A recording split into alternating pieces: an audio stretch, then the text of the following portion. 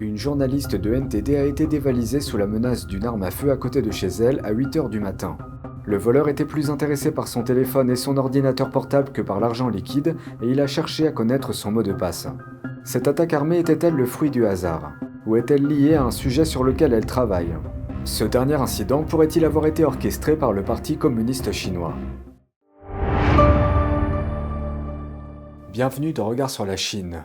Un vol commis en plein jour, une journaliste de NTD a été braquée sous la menace d'une arme à feu juste devant son complexe d'appartements ce week-end. Cet incident soulève des préoccupations quant à savoir si elle a été ciblée au hasard ou si l'attaque était commanditée. À Washington DC, quand Iris Tao, journaliste de NTD envoyée à la Maison-Blanche, sortait de son immeuble, Cette personne s'est approchée de moi et au moment où j'ai établi un contact visuel avec lui, il sortait déjà une arme. Il m'a pointé du doigt et m'a demandé « Donne-moi ton téléphone, donne-moi ton téléphone ». elle a été confrontée à un homme couvert de noir de la tête aux pieds, armé d'un pistolet vers 8h30 du matin. Il lui a arraché son téléphone de sa poche et lui a demandé son portefeuille et son ordinateur portable. Tao a affirmé qu'elle n'avait que des livres sur elle. Après cela, l'homme lui a demandé le mot de passe de son téléphone. C'était comme si je le regardais dans les yeux et que je lui disais « Désolé, je ne peux pas », parce que je savais que d'autres données importantes se trouvaient dans mon téléphone. Tao a refusé de donner son code d'accès. Il m'a frappé au visage avec son arme et s'est enfui. Et c'est alors que j'ai commencé à crier « À l'aide !» Et deux voisins sont sortis pour m'aider à appeler la police. Tao couvre la politique chinoise et l'actualité à Washington pour NTD. Le conseiller en sécurité publique Jim Fuda dit que l'incident ne semble pas être un hasard. Cela me semble en fait assez ciblé, surtout à cette heure de la journée, quelqu'un habillé comme il l'était, masqué de cette manière en plus. Contrairement à la plupart des cas, l'homme semblait plus intéressé par son téléphone et son ordinateur portable que par l'argent, et il savait en quelque sorte qu'elle les portait sur elle, même s'ils n'étaient pas visibles de l'extérieur. Fuda explique que les vols ont généralement lieu lorsqu'il fait sombre dehors, afin de mieux dissimuler le crime.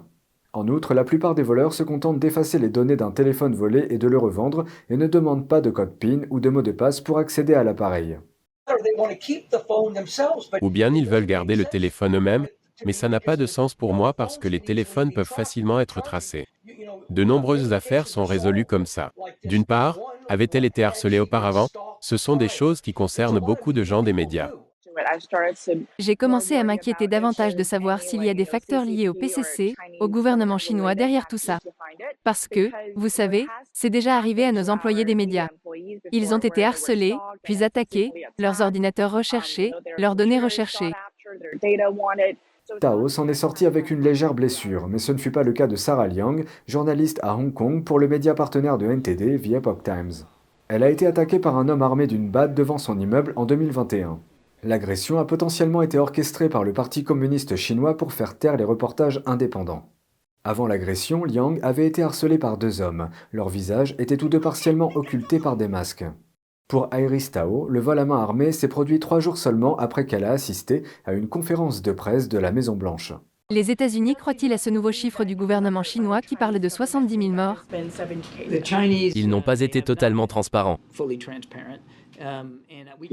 En ce qui concerne le gouvernement chinois dans son ensemble, la chose dont il a le plus peur en ce moment, c'est qu'un pays étranger, voire même des citoyens chinois, découvrent la véritable situation liée aux épidémies de Covid en Chine. Je lui ai posé cette question, je pense que le gouvernement chinois l'a remarqué. NTD et The Epoch Times se sont tous deux attirés la colère de Pékin pour leurs reportages sans censure, en particulier sur les nombreuses accusations de violation des droits de l'homme et de corruption portées contre le PCC.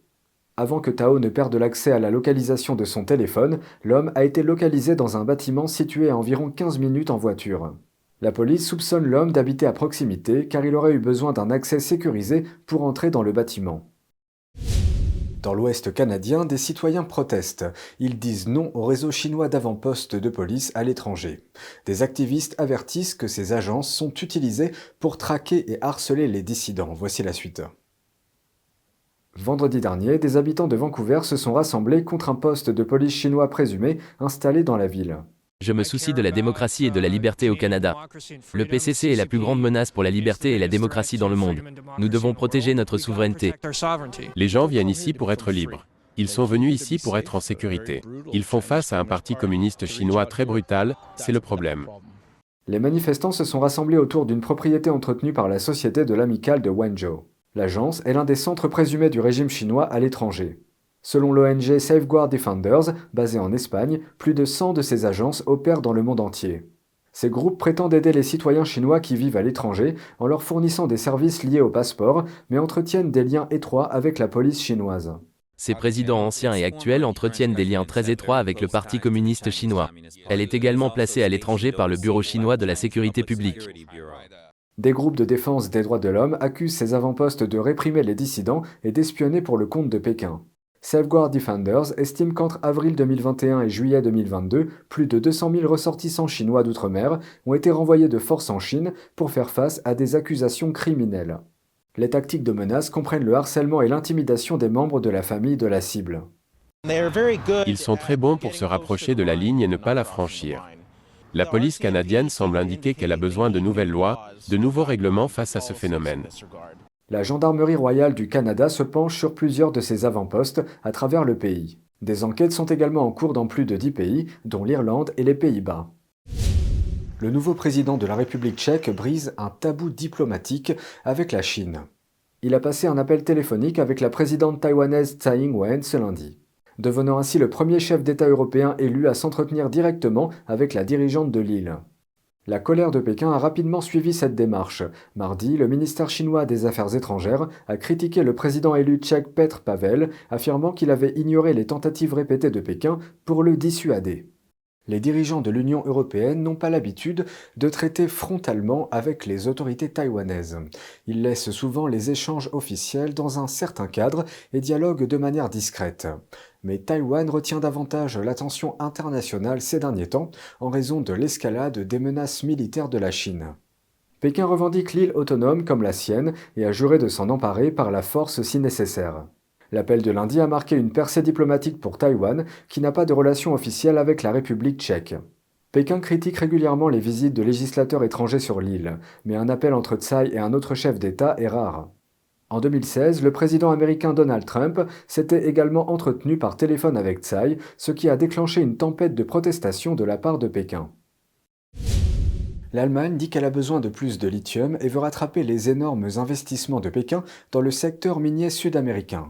Dans le même temps, Berlin cherche à réduire sa dépendance vis-à-vis de la Chine. Le chancelier allemand Olaf Scholz a annoncé dimanche un nouveau partenariat élargi avec le Chili dans le domaine des matières premières lors de sa tournée en Amérique du Sud.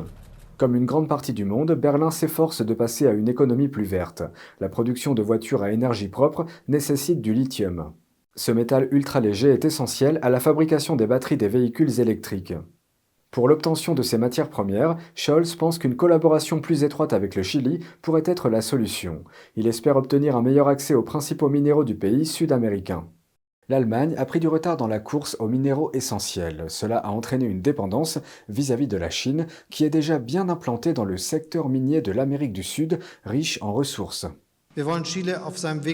Nous voulons aider le Chili à devenir un pays minier durable, c'est pourquoi nous avons non seulement renouvelé notre partenariat en matière de ressources, mais nous l'avons également élargi et ajouté des points liés à la durabilité qui sont très importants pour la survie future de notre planète. L'Argentine, le Chili et la Bolivie forment ce que l'on appelle le triangle du lithium et contrôlent une grande partie des ressources en lithium brut de la planète. Je suis très heureux de renforcer nos relations. C'est une fierté pour l'État chilien, que l'Allemagne s'inquiète de ce qui se passe dans le sud de notre Amérique.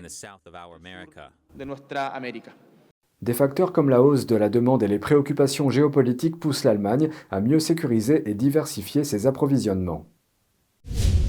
C'est tout pour aujourd'hui, merci d'avoir suivi Regard sur la Chine. On se retrouve demain pour une nouvelle émission. Prenez soin de vous et à bientôt.